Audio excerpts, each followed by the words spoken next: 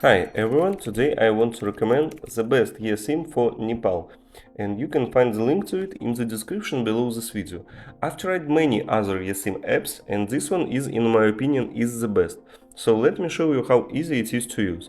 By clicking the link in the description you will be redirected to Play Store, and here you need to just download the app and open it.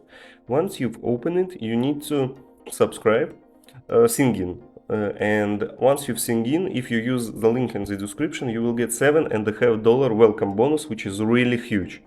So now let me show you how to easily buy eSIM for every country.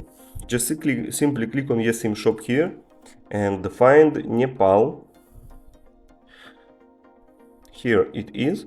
And now just choose the best option for you. I will choose 5 GB for 15 days. Click next. And here we can choose how much bonus points we want to spend. I also will enable international calls. Click on next, add a new card. And here we just simply need to add our payment information. Once you've done that, you're ready to go. Yes, your eSIM will be activated. With excellent coverage, competitive prices and huge welcome bonus which you can get by using the link in the description, you will definitely like this app. Thank you for watching, leave a like and subscribe.